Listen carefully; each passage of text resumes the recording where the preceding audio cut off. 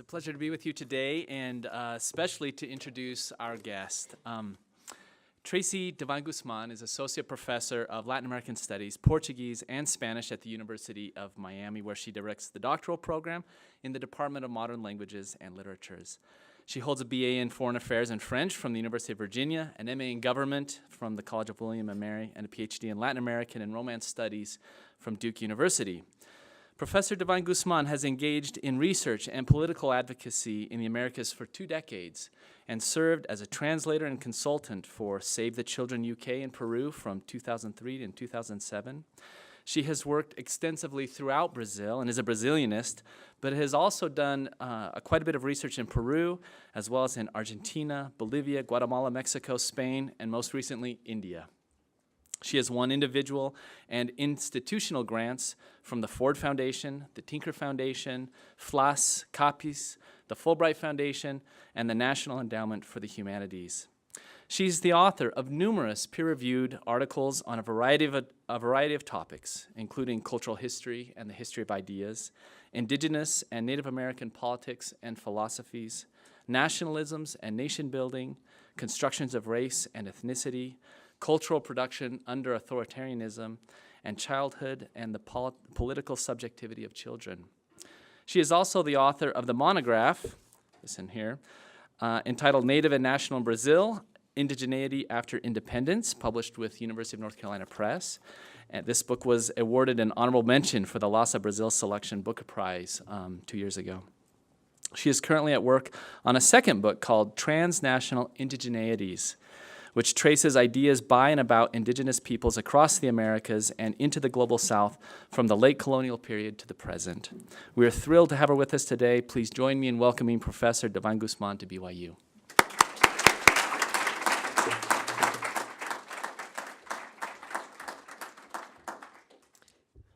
Thank you so much for being here today to listen to some ideas that I'd like to share.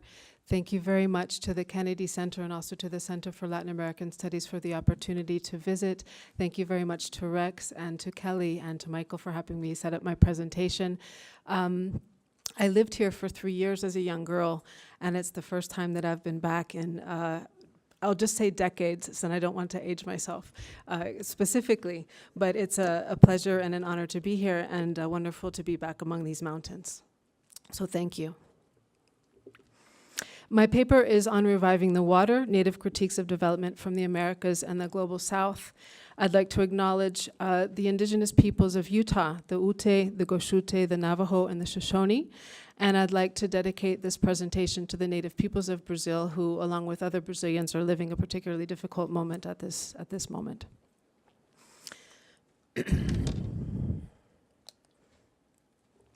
The water was there when the world began.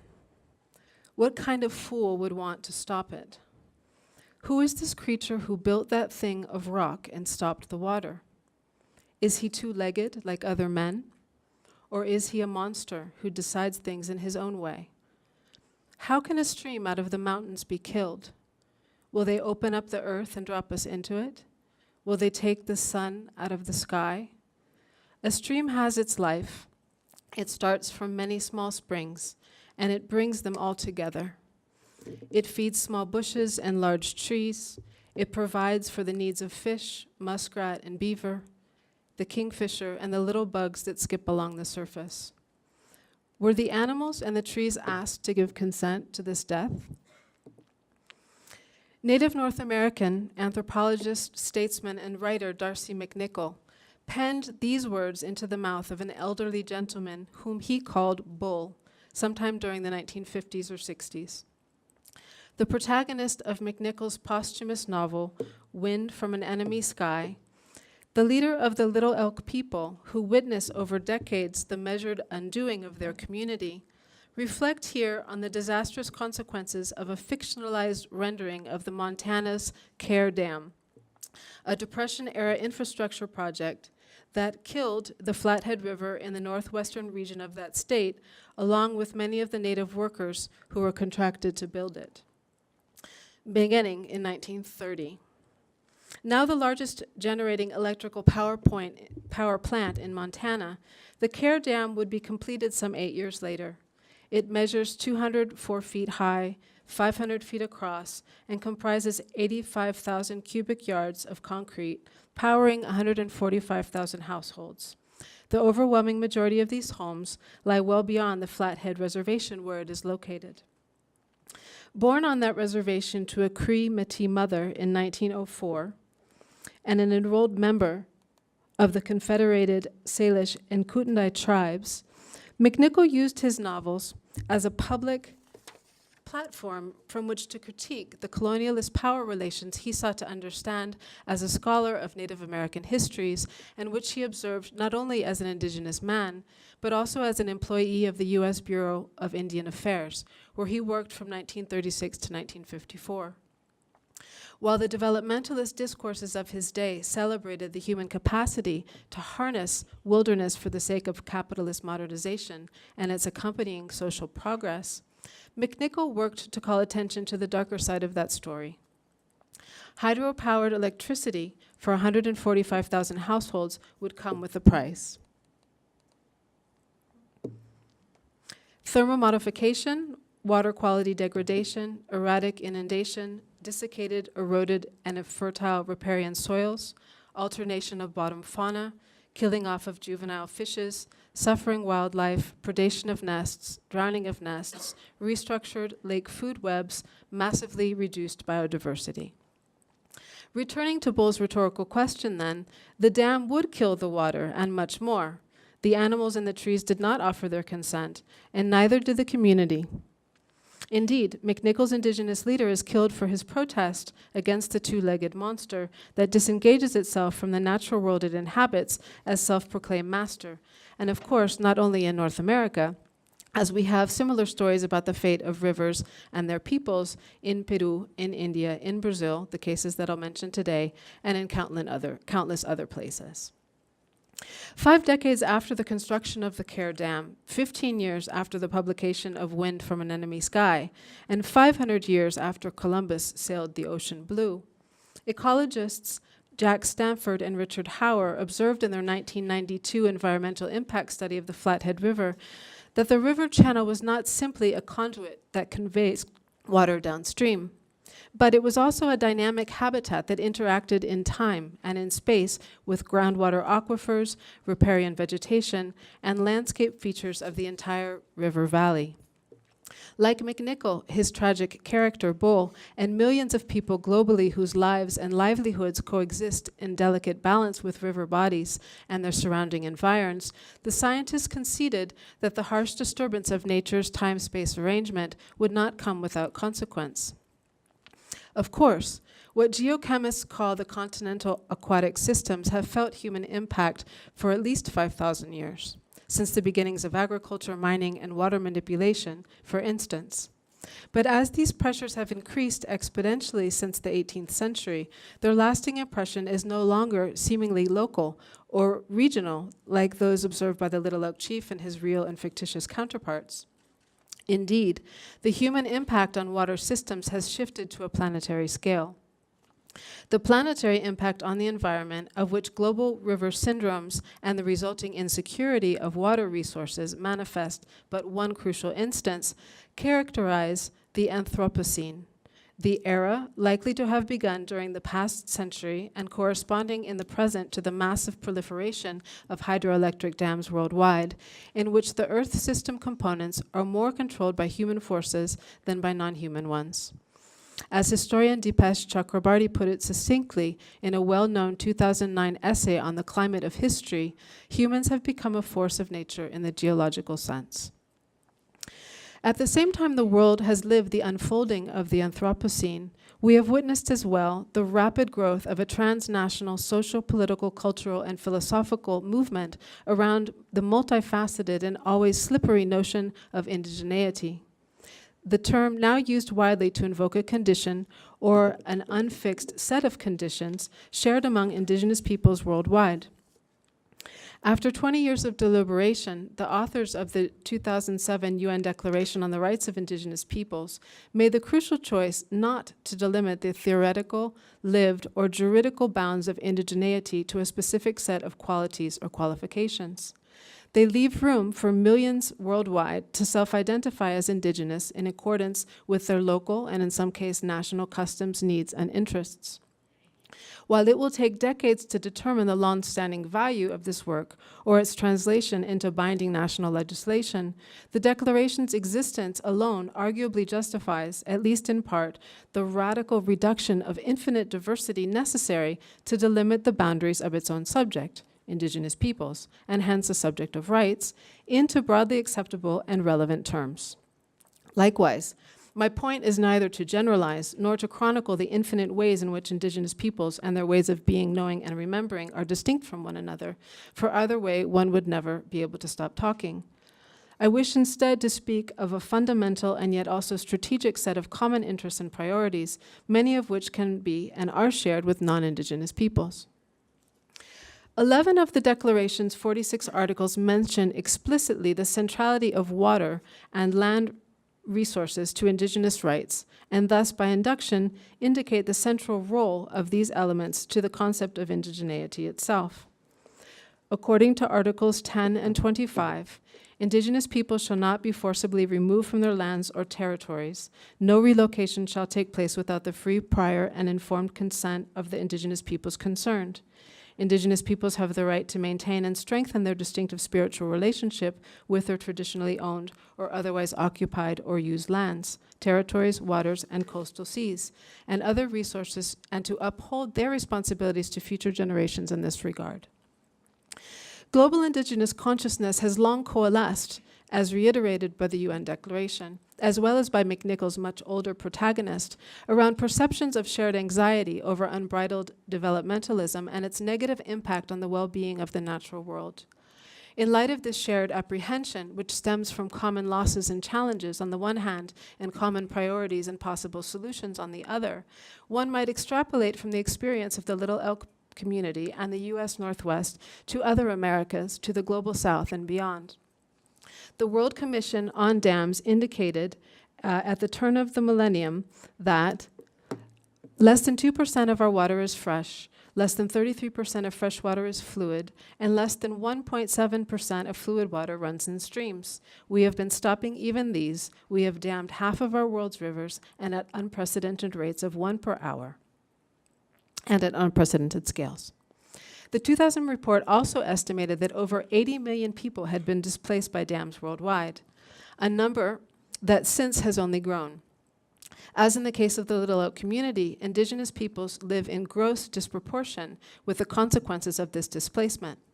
For example, the Narmada River Valley Development Project, which I recently had opportunity to visit, is the largest river development scheme in India. Estimates vary, but at least 250,000 people and perhaps up to 1.5 million people will be displaced from their homelands as a result of this project. 60% of them are Adivasi peoples, or the indigenous peoples of India, whereas they make up only 8% of the overall national population. The longer version of this essay examines the historical and present tensions between local and global manifestations of indigeneity and environmentalist discourse as they relate to bodies of water, their proximate lands, and the peoples who live with them and call them home. I emphasize native narratives of critique from the US, Brazil, the Andes, and India to demonstrate that transnational debates regarding indigenous peoples and capitalist modernization were foregrounded long ago by traditional communities facing the dual imperatives of citizenship and development. Dominant discourse is grounded in teleological notions of history. While here I can only mention each of these cases briefly, I use them to argue that native navigations of these imperatives, navigations of varying levels of success, to be sure, might lead us to reconsider the existing and possible relationships between humanity and the natural world in accordance with non-dominant notions of sovereignty and change over time. Indigenous critique and environmental critique hence coalesce around a key proposition, that the river, and in metonymic relationship to it, the natural world, has its own time and its own history, of which human beings have been, until relatively recently, a minor component. The 1992 Morse report on India's Sardar Sarovar Dam, which was responsible for flooding the community that used to exist where you now see water, and therefore making inaccessible the houses of worship that are behind the water, included objections by indigenous peoples who said that, quote, "We are farmers, not laborers." This simple observation rests on a more complex argument, that the natural time of the river, and thus their time, refuses blind adherence to a dominant notion of progress. The time of the river, like their time, obviates the evolutionary necessity for farmers to become laborers.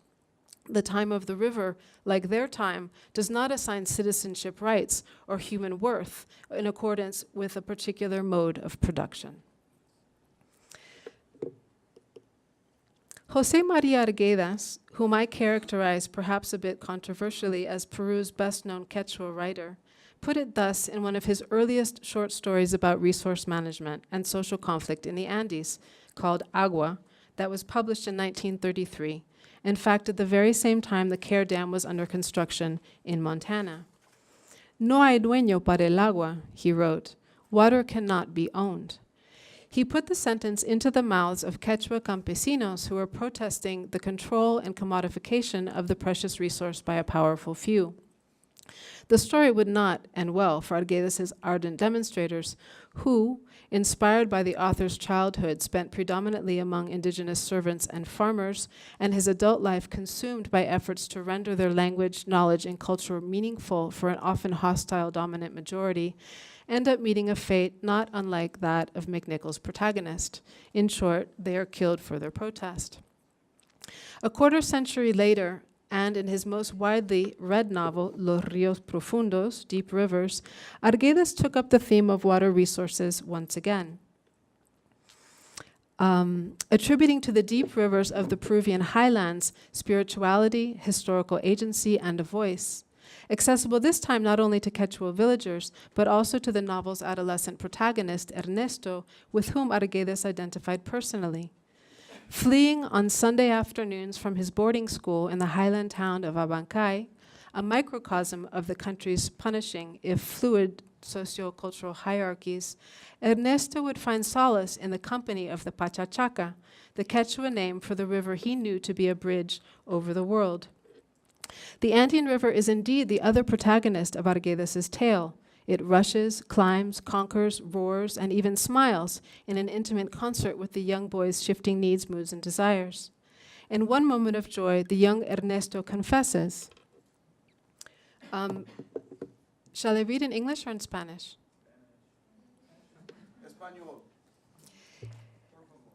El río despejaba mi alma, la inundaba de fortaleza, de heroicos sueños. Se borraban en mi mente todas las imágenes plañideras, las dudas y los malos recuerdos.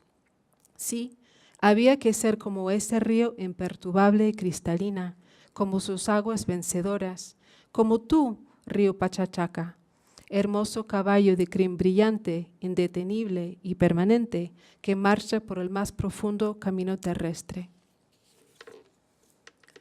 This idyllic imagery of nature, which speaks to and can be heard by those who hold the knowledge to communicate with her, offers a contrast not only with the world of Arguedas' rapacious property owners, the principales who were responsible for hoarding the water, but also with a 9-megawatt hydroelectric plant owned by the Norwegian power company Statkraft, which operates similar ventures across South America and South Asia. Most dire for the study at hand, perhaps, are the 6 dozen hydroelectric dams now in the government books for the so-called Andean Amazon, 15 of which were projected by the 2010 Peru-Brazil Energy Agreement to support Brazilian extractive industries with 6,000 megawatts of energy over the next 50 years. For ecologist Monte Aguirre, the cumulative impact of these enterprises will prove destructive to local ecosystems, aquatic and terrestrial biodiversity, and thus eventually to the indigenous and riverine communities with whom they currently coexist. Like his fellow anthropologist writer, McNichol, then, Jose Maria Arguedas personified the water as a means to highlight, among other things, the historical misappropriation of the natural world by a colonizing human power, and the simultaneous insertion of living nature into an escalating capitalist order that would lead to suffering of people and the planet. This argument would deepen over the course of Arguedas' career and culminate, for those of you who are familiar with his work, with his final novel, El Zorro de Arriba y El Zorro de Abajo, where he focuses on the internationalization of the fish meal industry in the coastal town of Chimbote in northern Peru. So then, while Chakrabarty's first thesis on the climate of history was that the anthropogenic explanations of climate change spell the collapse of the age-old humanist distinction between natural and human history, indigenous writers, scholars, and activists might indeed argue that such a distinction has only ever been a false premise. There is perhaps no more evident case of that falsity at this outset of the new millennium than that of Brazil, where nearly 1 million native Brazilians, many of whom consider their lives and livelihoods indistinguishable from the waters and lands with which they coexist, have been under the developmentalist siege of their own government for nearly 2 centuries, and increasingly so over the last decade of Workers' Party rule. As some of them have put it in their ongoing protest against the Belo Monte hydroelectric dam, under construction on the Xingu River since 2012 and under new scrutiny in light of the government's latest economic and political crises, they do not merely depend on the river, but indeed they are the river. Or as they put it, Xingu somos nós, we are Xingu. It is to this dire situation and its broader national context that I shall turn for the remainder of my comments, which I would like to foreground with 2 texts, 1 image and 1 poem. So this image may be familiar to those of you who watched the World Cup in 2014. It came from the opening ceremony of the World Cup in Sao Paulo, at which time the organizers of the event invited 3 young Brazilians out to the middle of the pitch to release doves of peace before the kickoff of the game. As you might notice, these 3 young people represent what are widely considered to be the colonial pillars of Brazilian society. On the left-hand side, we have a Portuguese-descended young man. In the middle, we have an Afro-descended young woman. And on the right-hand side, of course, we have the indigenous boy holding, wearing his cocar, his headdress. What was not anticipated by the organizers of this event in all of this symbolism was that that young man would pull from his pocket a banner that he had penned with the words demarcação já, demarcation now, which was in reference to the ongoing request of the indigenous movement for the Brazilian government to demarcate indigenous lands in accordance with the 1988 Constitution. He was promptly escorted off of the field, and this image was never circulated in the Brazilian official media, but it did make its way around through social media like Orkut and Facebook and Twitter and the like. This young man's father is the author of the second text that I wanted to share with you, which is called Século XXI, 21st Century, out of a poem book titled 500 anos de angústia, 500 years of anguish, that the author Olívio Jacobé wrote as Brazil was getting ready in the year 2000 to commemorate its so-called anniversary, 500th anniversary of so-called discovery. The poem goes like this. No século XXI, pelo que estou vendo, porventura, não existirão mais aquelas criaturas. As árvores não veremos mais, as aves também não, aliás, nem os animais. Os rios todos poluídos, quem sabe até os índios serão todos exterminados. Oh, que tristeza! Como os seres humanos são perversos, meu Tupã. Eles são todos maus, que destroem tudo o que é belo e sublime. Se eles fossem gente, a natureza não estaria destruída. So this poem was authored by the Guarani writer and Jaguaquamirin's father, as Brazil, under President Fernando Henrique Cardoso, was preparing for its quincentenary co-celebration of discovery with its Portuguese government counterpart. 11 years before Jecupé published that poem, Brazil had emerged from 2 decades of military rule with a new national constitution, the 6th in the country's Republican history, that was groundbreaking for its emphasis on social rights. Among the beneficiaries of the post-dictatorship document, which was crafted by a constituent assembly, were the native peoples living inside national territory. The 1988 text referred to them as Índios, Indians, and stipulated that they would hold the right to remain as such. That is, in conflict with the 1973 Indian statute, indigenous peoples would no longer be governed as wards of the state, and with the assurance of emancipation from their condition of Indianness, as had long been the legal tradition. Instead, they would be entitled to retain it indefinitely.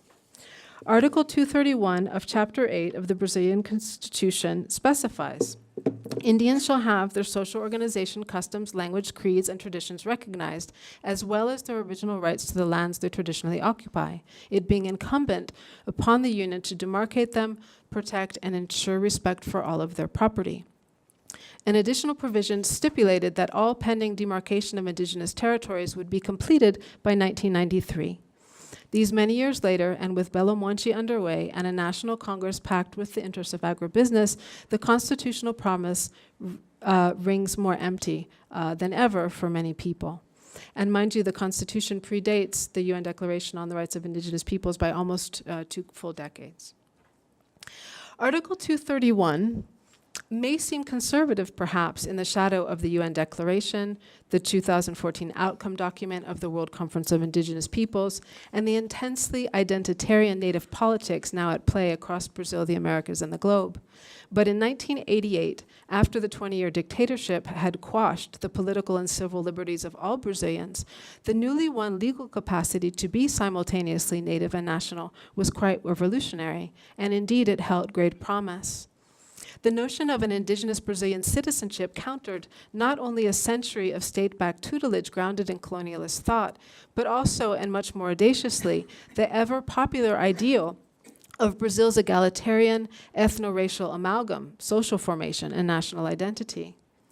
The prolific anthropologist, educator, novelist, and statesman Darcy Ribeiro famously characterized his country as the birthplace of a new civilization, a new Rome, he called it, where artistic and cultural creativity could reign because, as he fashioned it, miscegenation was never a crime or a sin.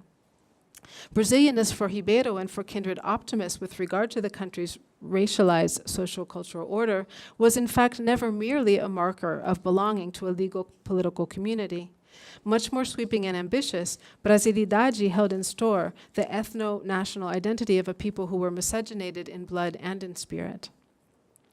The social egalitarianism romanticized into this thought did not replicate exactly the whitening discourses and policy initiatives of the late 19th and early 20th centuries, when eugenic-minded political and social leaders wished to save their young country from the specter of degeneration. And yet, neither would it be free from such logic. Ultimately, dominant thinking on miscegenation did and does imply a dissolution of pre-colonial racial types and groups into something new and allegedly better. Again, in accordance with the popular notion of history and corresponding progress, the human face of development has tended not to be an indigenous face. In the current political scheme, dominant thought thus characterizes Brazil not only as a deeply miscegenated society, but even as a post-racial one, where popular ideas about people and place meld beyond the realm of phenotype into something called the so-called Brazilian race. One organization espousing this belief is the Nação Mestiça, which qualifies it thus, and this is a direct quote, a translation of a direct quote, I should say. The Brazilian mestizo is a person who identifies as such, whether brown skin or not, who is descended from mestizos or any miscegenation among Indian, white, black, yellow, or other non-mestizo identity, who identifies as distinct from these and ethnically from any other identity, and who is thus recognized by the ethnic Brazilian community, national, native, unitary, indivisible, engendered, constituted during the formation process of the Brazilian nation and identified exclusively with it. Following this line of thought, the protracted identification with any ethnic collectivity other than idealized mestiza nationhood is antiquated, undemocratic, anti-Brazilian. Material claims stemming from such an identification, to traditional lands, delimited by hallowed bodies of water, for instance, likewise sin against the nation. Hence, one rather convoluted but popular argument in favor of Belo Monte, that the desire of indigenous Brazilians to reside on their traditional lands in the Amazon or elsewhere is not only antiquated but also racist. This is propaganda from the Nação Mestiça. As you can see, the argument is that quem é contra cota racial tem que ser contra território racial, saying that people who are insisting on the delimitations of indigenous lands are doing so as a racist gesture. And then an even more hyperbolic formulation of the same argument, você defende territórios exclusivos para a raça indígena, ele também, drawing an analogy between indigenous peoples wanting to live on their ancestral lands and Adolf Hitler. So whether in this hyperbolic formulation or in the more palliative and intellectual versions from Ribeiro or many theorists of miscegenation who preceded him, foundational discourses of Brazilianness reduce native ways of being, knowing, and remembering to Indianness. By flattening indigeneity into pre-colonial and thus foundational race, one of the three that supposedly matter, dominant mestiza discourses squeeze Indians expediently into popular paradigms and performances of nationhood. The indigenous movement, a diverse amalgam of cultural, intellectual, and political activism, confronts such opposition in response, then, not only to its initiatives, but also to its very denomination and existence as such. Returning then to the ongoing debates over national and international indigenous claims to land, water, and other natural resources, I wish to suggest that in light of the aura and allure of mestiza discourse, indigenous citizens like Jeguaquá Mirim in Brazil, or those elsewhere who are expected to stand in metonymically for all native populations during celebrated remembrances of conquest, are in fact not called upon to represent indigenous peoples in the present, but to perform the fetishized notion of historical Indianness that inheres in idealized renderings of nationhood in Brazil. Brazil, as a nação mestiça, a mestizo nation, holds then only for Indians without indigeneity, that is, Indians without a political claim. It was highly desirable for Jeguaquá Mirim to release doves of peace alongside his Euro-Brazilian and Afro-Brazilian compatriots in the World Cup. Unacceptable was and is the political and material demand penned onto a makeshift banner and intended to draw attention to worldwide to the irony of those doves of peace amidst the violence confronting Native peoples as a result of the country's strengthening development scheme. So to highlight this point, I wish to close with two short clips from the 2008 film, the Brazilian-Italian co-production, Terra Vermelha, literally Red Earth. While this film takes inspiration from the enduring struggle between Guarani Kaiowá communities and landholding settler families in Mato Grosso do Sul, the tale of depredation and loss that it depicts resonates very clearly with the ongoing settlement of the Amazon, which for a host of historical and geopolitical reasons that we don't have time to detail here, serves most frequently as the metaphorical site par excellence of conquest and resistance thereto. I use the example to address the catastrophic situation of both of these resource frontiers, as well as the shared problem of water and land resources among indigenous peoples on a much broader scale. Political violence, social conflict, and unfathomable loss of life abound in the histories of both regions, and yet it is recent data that substantiate an ongoing crisis of startling magnitude. Even by the conservative count of the National Health Ministry, suicide among Native Brazilian communities is over 6 times the national average. Between 2008 and 2012, indigenous peoples comprising less than 5% of the population of Amazonas accounted for over 20% of known suicides. Between 2000 and 2013, 659 indigenous suicides were registered in Mato Grosso do Sul, and 73 of them occurred in 2013 alone, the highest index in 28 years. Like their Amazonian compatriots, the Guarani Kaiowá have lost generations of community leaders to assassination and retaliation for their political claims to coveted natural resources, chief among them land and water. Command and? Command tab. Command tab. So this is a very brief clip from the film that shows a conversation between one of the one of the Guarani Kaiwa leaders in this community and a representative from the family that is growing sugar on what they consider to be their land.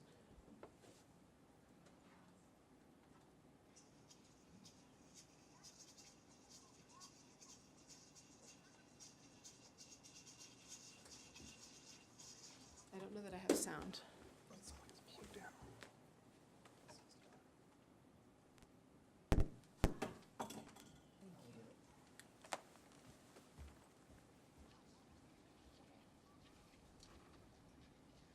A terra está em litígio lá em Brasília e é a justiça que vai resolver agora o problema. Enquanto isso, Nádio, é bom você não deixar o teu pessoal entrar nas outras plantações e principalmente na sede. O Moreira vai segurar o pessoal dele e não deixar entrar na área ocupada. Se acontecer alguma bobagem, eu vou ter que colocar o efetivo da Polícia Federal na parada.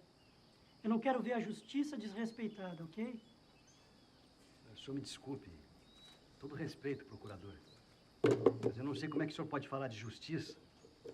Vendo essa terra invadida, uma terra legalmente titulada em cartório. Mas não precisa de quatiar que você fala título, não conheço, não entendo, nem interessa também. Que nós estamos aqui, a terra é nossa. Não temos mais mato, não temos mais outras coisas para nós sobreviver, e nós estamos aqui e nós vamos ficar aqui.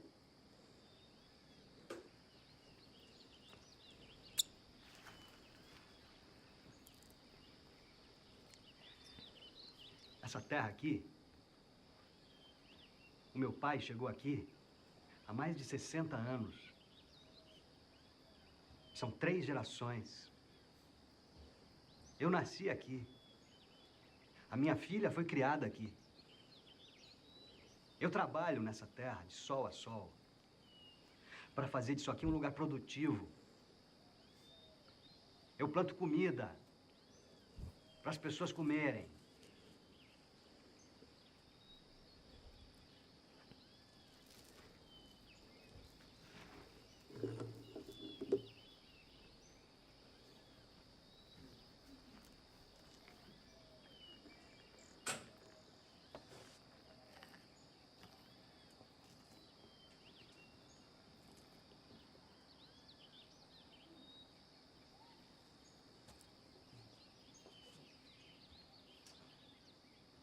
Probably should have stopped the film, but I didn't. Let's let it go.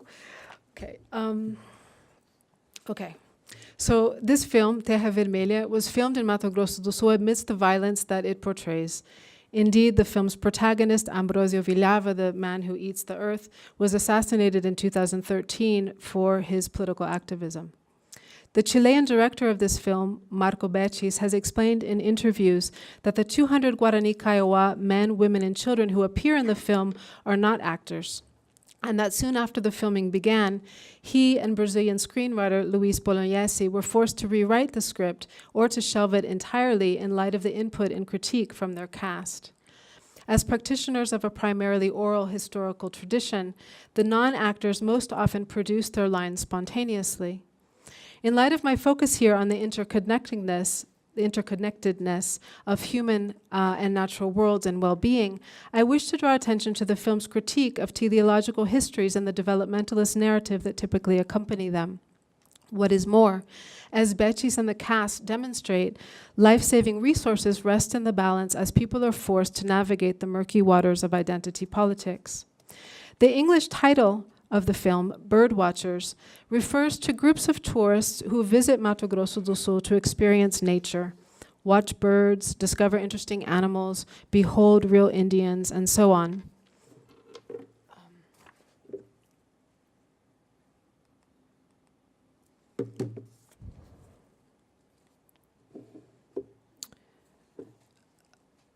The film's opening scene, which I was going to play for you, but I will no longer do because we're running out of time, but it looks something like this with a boat passing by. The film's opening scene depicts the Guarani Kaiwa engaging in what we might call a palimpsest of performance, donning paint and typical Indian dress, wading naked in rivers, holding spears, shooting arrows, and the like, all for the gratification of newly arrived travelers who look on in nervous excitement. When the performance within a performance comes to an end, the Guarani Kaiwa receive meager pay from a local landholding family, put on their t-shirts and their jeans, and go about the everyday business of trying to survive in an ongoing state of siege.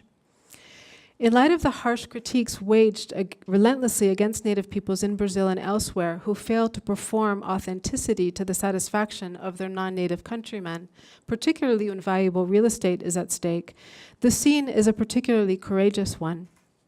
It raises, on the one hand, the indigenous insertion into the local, national, and international capitalist order that has resulted in part from the destruction of their forested homelands and the pollution of their rivers, which makes survival by traditional modes of hunting and fishing untenable. On the other hand, the creative and audacious acting within the non-acting, the duping of bird-watching tourists for pay, serves as a radical counterpoint to the slave-like labor through which the Guarani Kaiwa now eke out survival on the sugar plantations covering their tekoa, or sacred burial grounds. The film then reiterates the native claim to rights and resources while refusing displacement into the past so often requested or required of indigenous peoples in and by the contemporary national societies in which they live.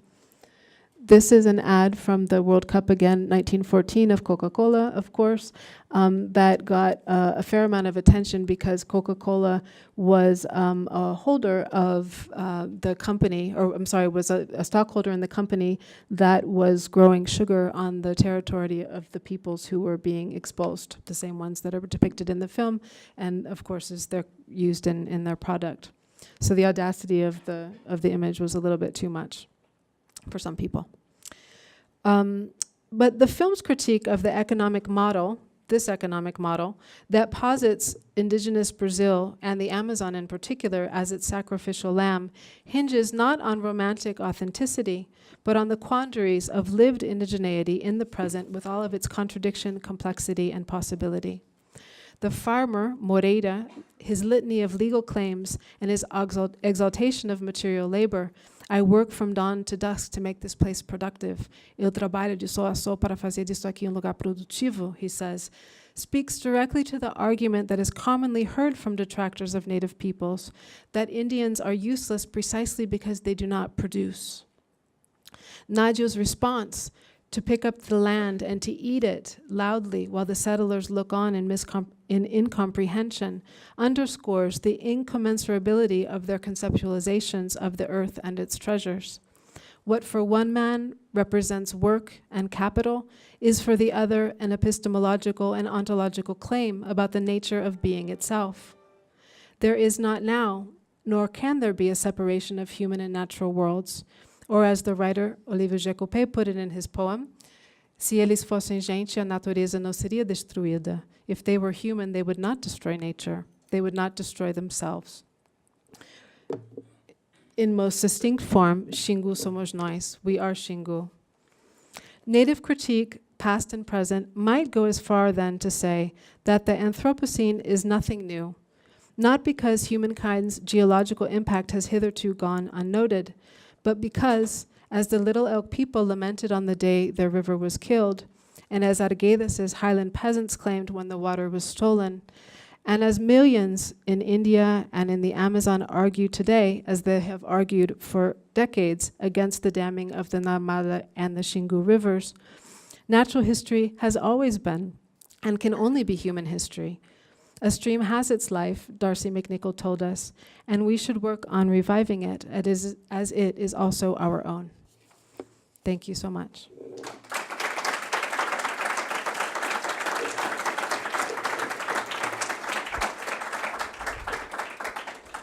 So we have a few minutes before the break. If you would like to take some time for questions, is that okay? Please ask you to saunter up to the mic. And then tell us your name. If you're a student, tell us what you're studying. Start with Professor Lund.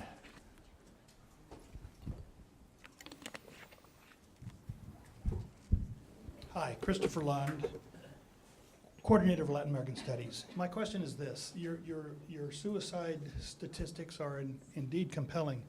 I'm wondering if there has been a way to objectively assess, to approximate the suicides with martyrdom, or have they been simply abjectly desperate? Can you speak to that? Sure. What we have are testimonies of people who have lost their loved ones, and the dominant narrative is that in these situations where these resource frontiers are constantly pushing people out of their homes and making it impossible for them to survive by other means, there's largely considered to be no way out. There's considered to be a future with no future other than one of constant violence and loss.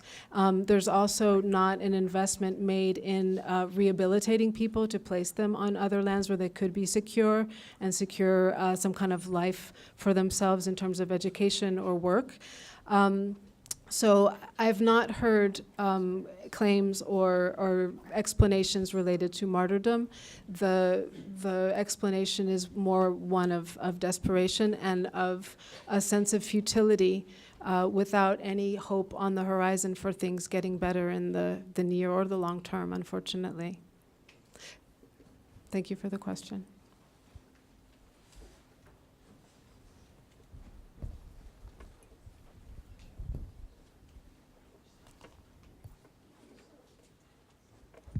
Kevin Huffner, studying international relations.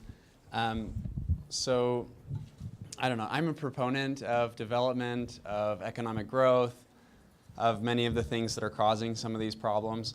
Is there a way to, I guess, mix the two or compromise between promoting development and economic growth in developing countries while still respecting indigenous peoples and their rights? If I had a good answer to that question, I wouldn't be standing here right now. No, I'm just kidding. I'm kidding. Well, yes. Let's put it this way. I don't think that, first of all, we have to look at context and at local circumstances before kind of coming up with a macro explanation or solution for any of these issues. As I mentioned in the outset of my presentation, I'm trying to look at the ways that people are living this particular historical moment with regards to development and the incursion of capital into their areas in similar ways. And yet we have to recognize the infinite diversity of their experience as they play out in day-to-day circumstances. That being said, I think that the Brazilian case in particular, I'll answer with that, since it was the focus of my talk, it could be put forward in a much better way than is being put forward now. In order for indigenous peoples not to be considered or to consider themselves as the sacrificial lambs of development, first of all, their rights have to be respected, as do the rights of other Brazilians who are subject to the same national constitution. That has not been the case.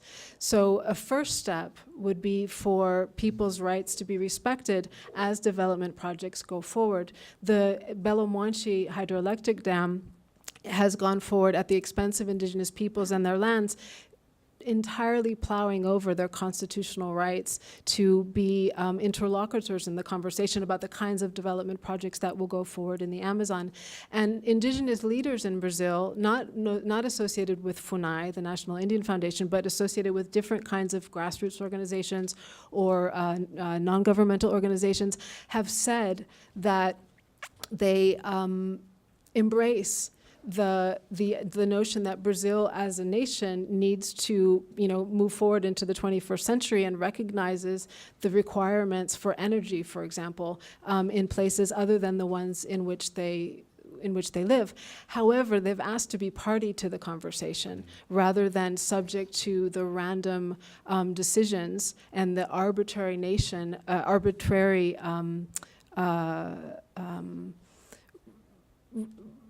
recognition of rights as they play out in terms of development. So that would be the second step. first, respect people's constitutional rights. Second, involve the people who are living in these areas that are valuable to see what kinds of solutions might be viable so that they do not have to see themselves as being either left out or plowed over as these kinds of things go forward. So you've asked the question, how one can go about doing that. There are countries in the world that have similar kinds of tensions and similar kinds of resource conflicts that are doing a far better job than Brazil. And so I think Brazil would do well to study some of those projects and look at the kinds of collaborative work that can be done as well, rather than just a top-down approach. Thank you. Thank you. All right, thanks for your question, and please join me in thanking Professor Devine Guzmán. Thank you. Thank you all very much.